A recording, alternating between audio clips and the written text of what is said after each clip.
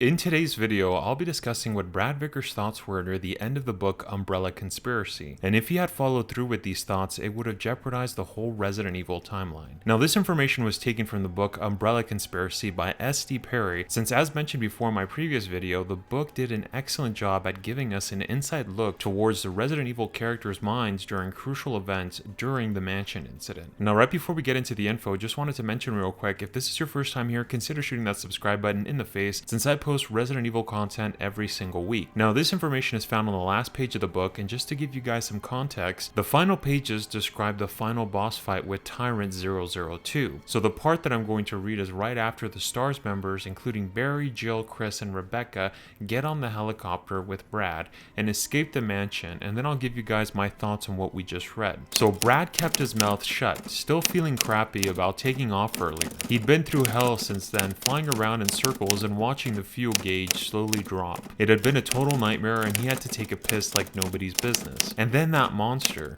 He shuddered. Whatever it had been, he was glad it was dead. It had taken all of his nerve not to fly away the second he'd laid his eyes on it, and as far as he was concerned, he deserved a little consideration for managing to kick the launcher out the door. So Brad literally admits to the reader that he was incredibly close to ditching the STARS for a second time, which isn't surprising. I mean, this isn't groundbreaking information since we pretty much know already how Brad acts in this kind of situation. If anything, it's more surprising to see that Brad kept his composure during the final boss fight, since the last time he left right away, right after hearing some dogs barking for all he knew, but in reality it was the Cerberus chase at the start of the game. But I do think it's pretty hilarious that this guy stayed in the vicinity flying around and waiting to hear a response from his team, and yet when it came down to rescuing his teammates, he almost ditched them a second time. I also find it super fresh of him when he mentions that he feels he deserves some consideration for kicking an RPG off the helicopter. And the fact that he also mentions that it was also a nightmare for him flying around watching the fuel gauge slowly drop and having the need to pee real bad. If anything, all of this just makes me despise Brad even more, and it's kind of disappointing that in the remake for Resident Evil 3 he didn't die by the hands of Nemesis. Personally, I find it very interesting to see what was going on in this character's mind, and it's something I honestly never thought of in all of my RE1 playthroughs. That's why I wanted to make this video. As mentioned before, it's not a surprising fact, but it is an interesting one. And as stated in my previous video, I really like how the book pairs well with the game. You know, it gives us further insight on these characters. And I think S.D. Perry captured each character's minds perfectly in the novel. And it just goes to show that she took a lot of care to understand these characters before she started writing about them. But if you guys also found this a little bit of extra lore interesting, then make sure to knife that like button. And if this is your first time here, consider shooting that subscribe button in the face. And also remember to punch that notification bell like Chris punches that boulder. Well, thank you so much everybody for watching my video, and I'll see you guys in the next one when you return to the world of Resident Evil.